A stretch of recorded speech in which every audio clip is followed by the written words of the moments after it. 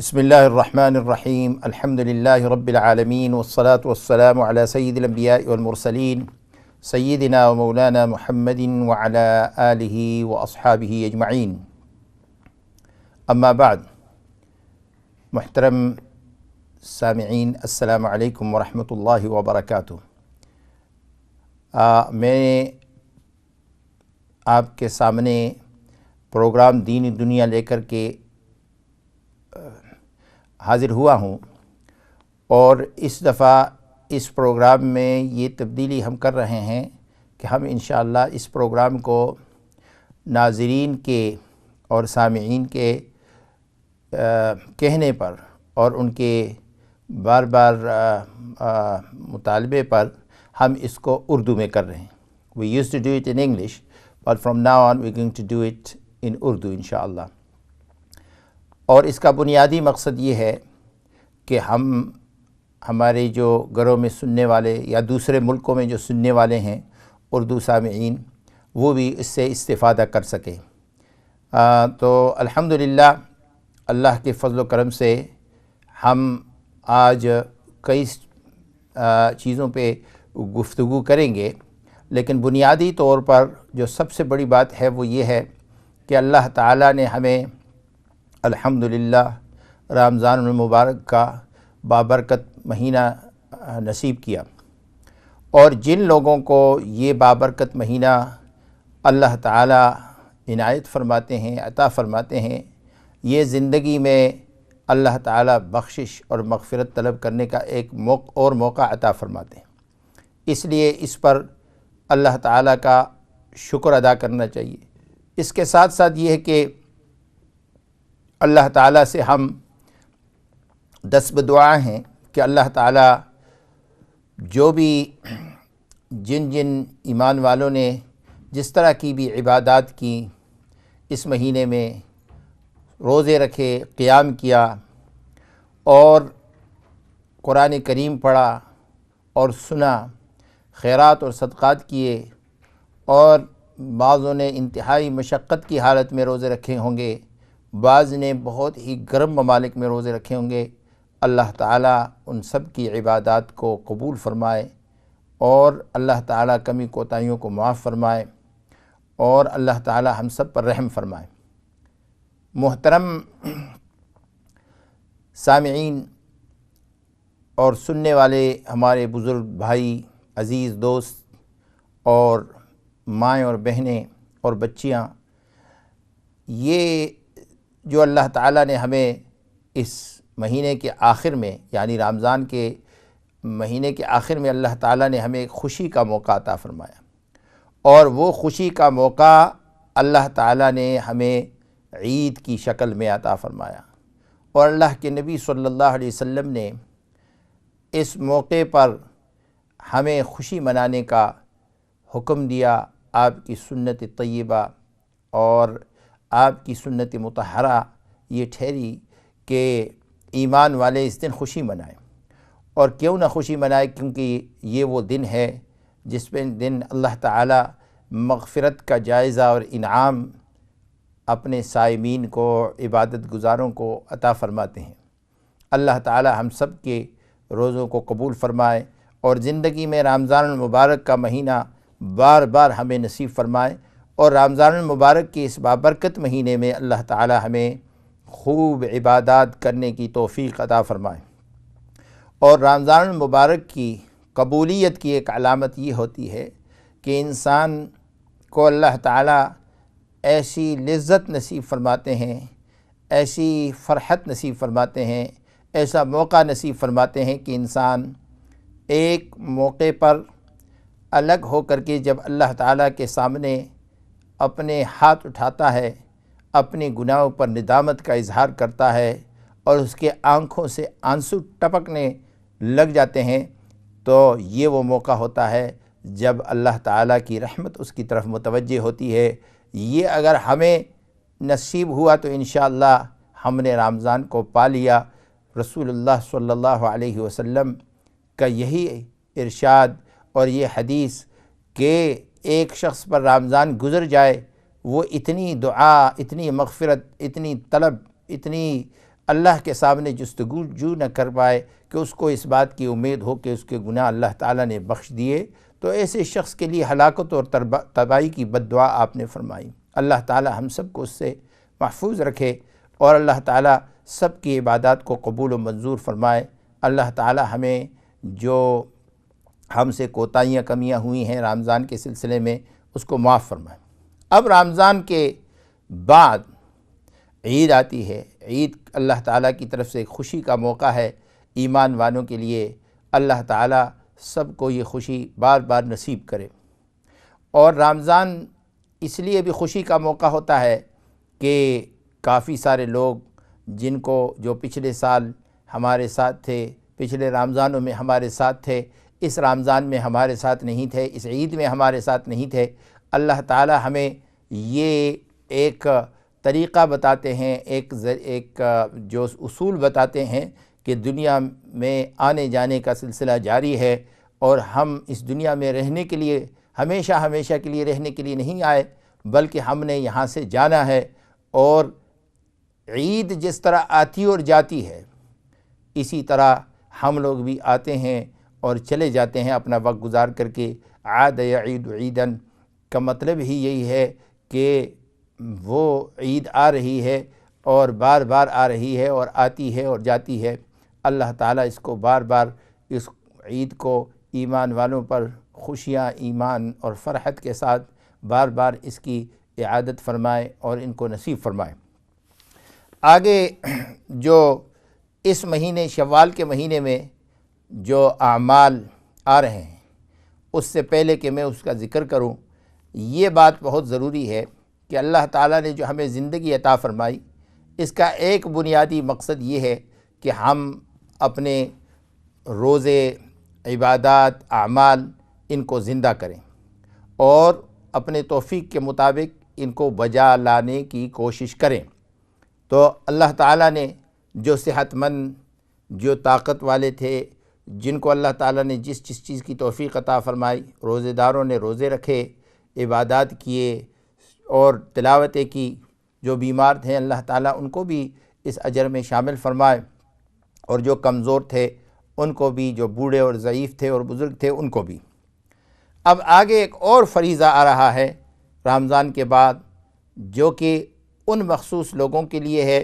جن کو اللہ تعالیٰ نے مالی اور بدنی استطاعت عطا کی ہو، اور یہ حج کا فریضہ ہے۔ اس کے لیے تیاری کرنا، اس کے لیے جو ہے اپنے آپ کو تیار کرنا، یہ انتہائی ضروری ہے، اور صحیح طریقے سے حج کو ادا کرنا، اور حج پر جانے سے پہلے حج کے مسائل کو سیکھنا۔ ہمارے ہاں یہ ہوتا ہے کہ حج پہ چلے جاتے ہیں، کوئی پتہ نہیں ہوتا کہ جو ہے وہاں کیا کرنے ہیں، کیا اعمال ہیں، کیا حج کے فرائض اور واجبات ہیں اور سنن ہیں، اور کیسے جو ہے سارے اعمال کو اور مناسک کو ادا کرنا ہے۔ ایسے ہی چل پڑتے ہیں، اور وہاں جا کر کے کئی لوگوں کو دیکھا ہم نے کہ ان بیچاروں کا حج کسی کا صحیح ہوتا ہے، کسی کا نہیں ہوتا، اور کہیں کو علماء میسر ہوتے ہیں، کہیں کو نہیں ہوتے۔ تو اس لیے اس بات کی کوشش کرنا کہ حج کو صحیح طریقے سے، حج کے طریقے کو سیکھیں، اور جن کے اوپر حج فرض ہے، جن کو اللہ تعالیٰ نے مالی اور بدنی استطاعت عطا کی ہے، ان کو ہرگز حج نہیں چھوڑنا چاہیے۔ حج ایک ایسی عبادت ہے، اللہ تعالیٰ اس کے ذریعے سے ایمان میں تازگی عطا فرماتے ہیں، ایمان میں قوت عطا فرماتے ہیں، ایمان میں فرحت نصیب ہوتی ہے۔ اللہ تعالیٰ ایمان کے اندر وہ اضافہ فرماتے ہیں، وہ قوت فرماتے ہیں حج کے ذریعے سے اور نیک اعمال کے ذریعے سے، جو ایمان کی مضبوطی کا سبب ہوتے ہیں۔ تو بہرحال اس کی طرف میں بعد میں آتا ہوں۔ پہلی بات تو یہ ہے کہ شوال جب رمضان گزر جائے تو اس کے بعد شوال کا مہینہ جس میں ابھی ہم ہیں اس وقت، یہ شروع ہے، اور اللہ تعالیٰ کے یہ سارے مہینے، اور شوال کے مہینے میں رسول اللہ صلی اللہ علیہ وسلم کا ارشاد ہے کہ جس نے شوال کے مہینے میں 6 روزے رکھے وہ ایسے ہے کہ انہ صام الدہر کلہ، وہ ایسے ہیں جیسے کہ انہوں نے پورے سال کے روزے رکھے۔ اللہ تعالیٰ اس کے ذریعے سے اجر عطا فرماتے ہیں۔ اور 6 روزے جو ہے یہ علماء نے لکھا ہے کہ یہ کوئی ایسے بھی نہیں کہ فوراً ہی بعد 6 کے 6 ایک ساتھ رکھیں، بلکہ شوال کے اس مبارک مہینے میں، شوال المکرم میں جتنے جب تک جیسے جو ہے مطابعت کے ساتھ ہفتے میں 2 روزے رکھے، 3 روزے رکھے، اور اس طرح سے جو ہے درمیان میں وقفہ کرتے جو، خصوصاً ان ممالک میں جہاں روزے جو ہے بہت ہی لمبے ہیں، اور دوسرے ممالک، کئی ممالک ایسے ہیں کہ وہاں گرمی ہے، گرم موسم ہے، اس لیے اور بھی زیادہ مشکل ہے۔ لیکن کچھ ایسے ممالک ہیں جہاں سبحان اللہ دن بہت چھوٹا ہے اور سردی ہے ان علاقوں میں۔ سودرن ہیمسفیئر میں، اس میں جو جنوبی خطہ ہے اس میں اس وقت سرد موسم ہے، اور وہاں کے لوگوں کے لیے بالکل آسان ہے۔ تو اگر کوئی مطابعت کے ساتھ حج کے بعد، عید کے بعد جنہوں نے شروع کیے وہ پورے کر سکتے ہیں تو وہ بھی کر لے۔ اللہ تعالیٰ سب کو توفیق عطا فرمائے۔ یہ جو عبادات ہیں اور یہ جو اللہ تعالیٰ نے ہمیں یہ مواقع نصیب کیے اپنی زندگی میں، میرے عزیز بھائیوں، بہنوں اور دوستوں اور ماں اور بہنوں اور عزیز ساتھیوں، یہ جو عبادات ہیں، یہ جو موسم ہیں، یہ ایسی چیزیں ہیں کہ اللہ تعالیٰ اس کے ذریعے سے ہمیں اپنا قرب نصیب فرماتے ہیں، اور ہم جب ان اعمال میں انشاءاللہ اپنے آپ کو مصروف رکھیں گے تو اللہ تعالیٰ نے جو ہے ایک ایسی چیز ہمیں نبی کریم صلی اللہ علیہ وسلم کے ذریعے سے، ایک ایسی بات ہمیں یہ ہم تک پہنچائی ہے رسول اللہ صلی اللہ علیہ وسلم کے ذریعے سے، کہ جس میں اللہ تعالیٰ حدیث میں آتا ہے، رسول اللہ صلی اللہ علیہ وسلم ارشاد فرماتے ہیں، جو حدیث قدسی ہے، کہ اللہ تعالیٰ ارشاد فرماتے ہیں کہ ما قرب الی عبدی بشیء احب الی مما افترضت علیہ، کہ میرے بندے کوئی ایسی چیز نہیں جس کے ذریعے سے میری طرف قریب آنے کی کوشش کریں جو مجھے بہت زیادہ پسند ہو، ہاں مگر وہ جو میں نے ان پر فرض کیا۔ ولا یزال عبدی یتقرب الی بالنوافل حتی احبہ،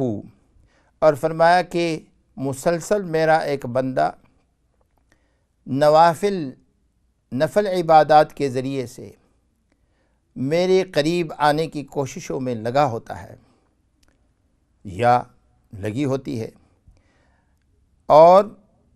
یہاں تک کہ اتنے نوافل عبادات، اور جیسے کہ یہ شوال کے 6 روزے ہو گئے، خیرات ہو گئے اور صدقات ہو گئے، نیک اعمال ہو گئے، یہاں تک کہ حتی احبہ، یہاں تک کہ میں اس کے ساتھ محبت کرنے لگتا ہوں۔ سبحان اللہ، کیسی عجیب بات ہے کہ اللہ تعالیٰ فرما رہے ہیں کہ میں ایک ایسے بندے کے ساتھ محبت کرتا ہوں، وہ میرا محبوب بن جاتا ہے، اور جب وہ میرا محبوب بن جاتا ہے، اللہ تعالیٰ ارشاد فرماتے ہیں فَإِذَا أَحْبَبْتُهُ كُنْتُ سَمْعُهُ الَّذِي يَسْمَعُ بِهِ، جب میں اس کا محبوب بن جاتا ہوں تو میں اس کے کان بن جاتا ہوں جس کے ذریعے سے وہ سنتا ہے، وَبَصَرُهُ الَّذِي يُبْصِرُ بِهِ، اور میں اس کی آنکھ بن جاتا ہوں جس کے ذریعے سے وہ دیکھتا ہے، وَيَدُهُ الَّتِي يَبْطِشُ بِهَا، اور میں اس کا وہ ہاتھ بن جاتا ہوں جس کے ذریعے سے وہ جو ہے چلتا ہے، کام کرتا ہے، وَرِجْلُهُ الَّتِي يَمْشِي بِهَا، اور وہ پاؤں بن جاتا ہوں جس کے ذریعے سے وہ چلتا ہے، وَإِن سَأَلَنِي لَأُعْطِيَنَّهُ، اور اگر وہ مجھ سے مانگ دے تو ضرور بالضرور میں اس کو وہ عطا کرتا ہوں وہ جو مجھ سے مانگتا ہے، وَلَئِنِ اسْتَعَاذَنِي لَأُعِيذَنَّهُ،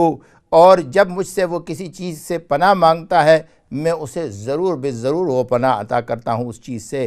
تو مبارک ہو وہ لوگ جو اللہ تعالیٰ کی عبادات میں لگے ہوئے ہیں، اللہ تعالیٰ کی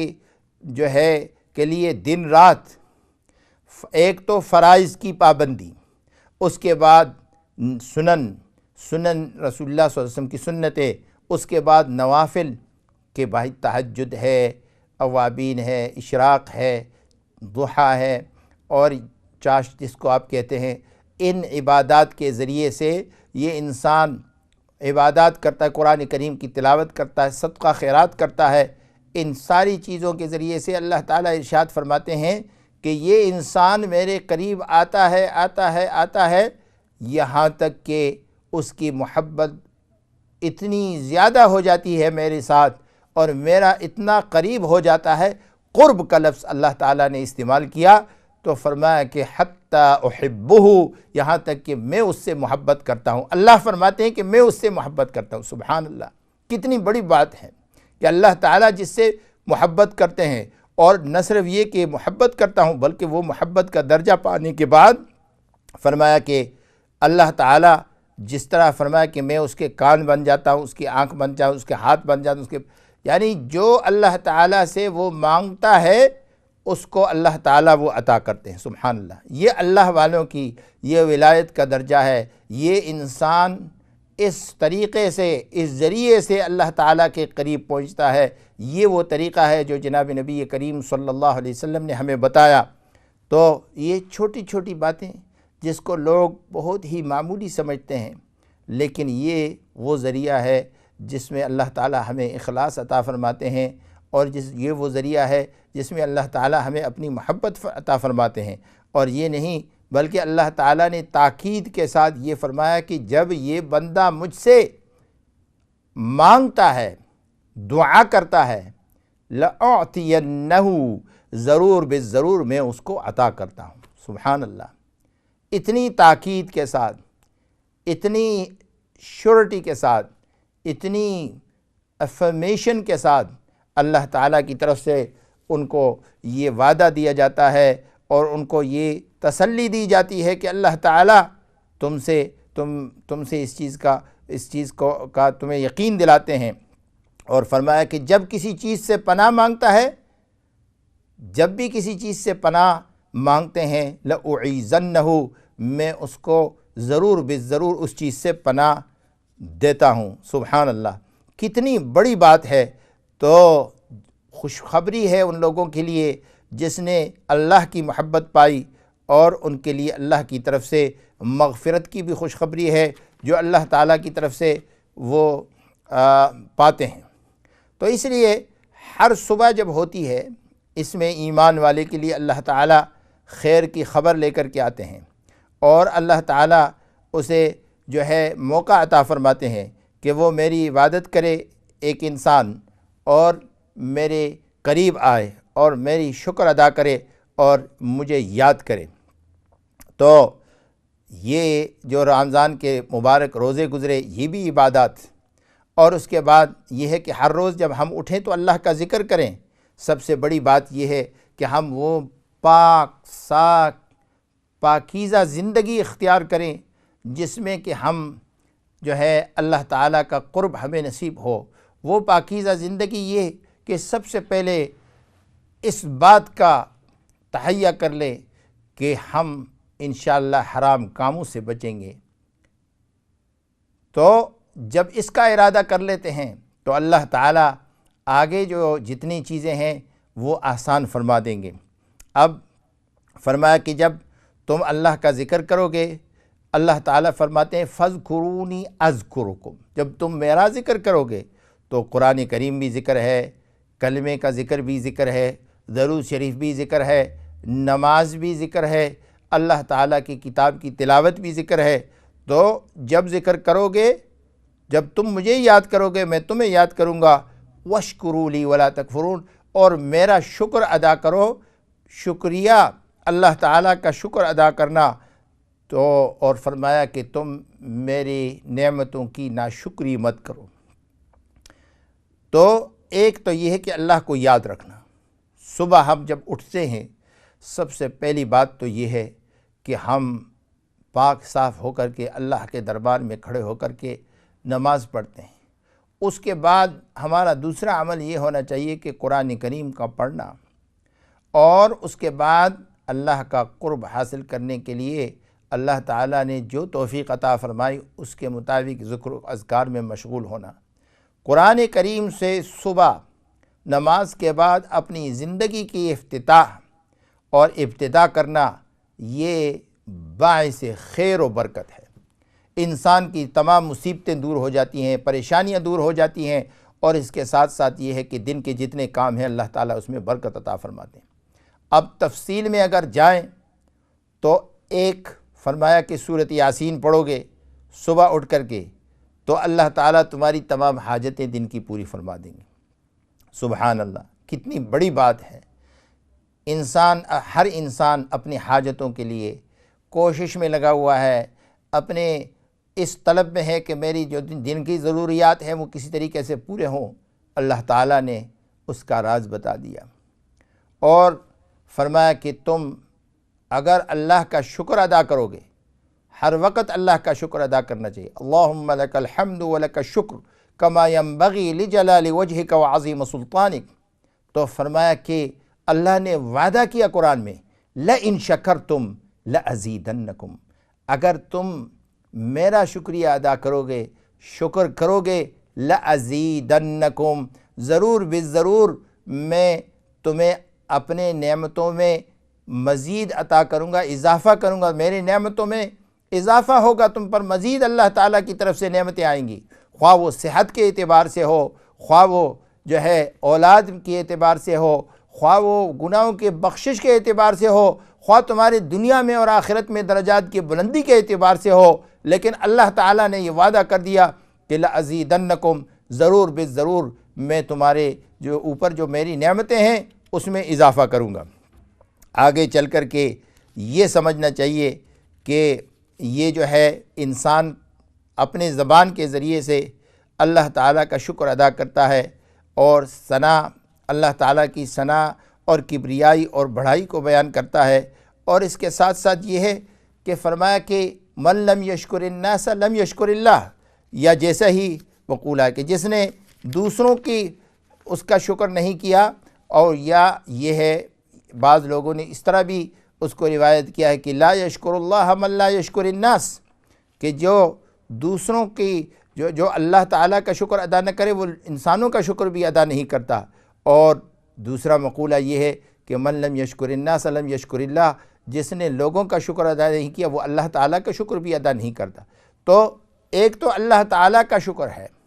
کہ اللہ کا شکر ادا کر، جو انسان اپنے خالق، مالک، رازق اور اس کے پیدا کرنے والے کا شکر ادا نہ کرے تو کس کا وہ شکر ادا کرے؟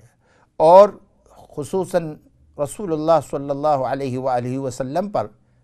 اور آپ کے آل و عیال پر اور آپ کے صحابہ پر درود شریف اور دعا بھیجنا، یہ ایک اور شکر کا ذریعہ ہے کہ ہم پر ہر شخص اپنے محسن پر ان کے احسان کو قبول کرنا اور اس کو ماننے کا جو اظہار کرتا ہے، یہ اللہ تعالیٰ نے اس اظہار کا ایک ذریعہ ہے کہ رسول اللہ صلی اللہ علیہ وسلم ہمارے محسن ہیں، سارے انسانیت کے محسن ہیں، سارے مخلوقات پر آپ کا احسان ہے۔ اور اس کے ساتھ ساتھ یہ ہے کہ ہر انسان کا شکر ادا کرنا، جس انسان سے جس ذریعے سے بھی ہم مستفید ہوں، اور اس کے ساتھ ساتھ یہ ہے اپنے والدین کا خصوصاً سب سے پہلے، اور اس کے ساتھ ساتھ یہ ہے کہ اپنے گھر بار میں اور جتنے بھی جن کے ساتھ ہم رہ رہے ہیں، معاشرے میں جن کے ساتھ ہیں ہم،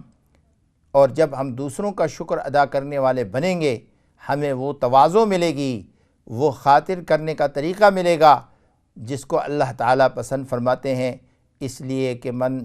خضع للہ رفعہ اللہ، جو اللہ کے لیے اپنے آپ کو نیچا کر دے اور جھکا دے، اللہ تعالیٰ اس کو اونچا کر دیتے ہیں، بڑھا دیتے ہیں، عزت عطا کرتے ہیں۔ اللہ تعالیٰ ہمیں جو کچھ کہا سنا اس پر عمل کرنے کی توفیق عطا فرمائے۔ اب ہم بریک کی طرف جا رہے ہیں، انشاءاللہ بریک کے بعد ہم جو ہے حج کی طرف آئیں گے، حج کے امور پر اور دوسرے امور پر بات کریں گے۔ آپ سے گزارش ہے کہ ہمارے ساتھ رہیں۔ السلام علیکم ورحمۃ اللہ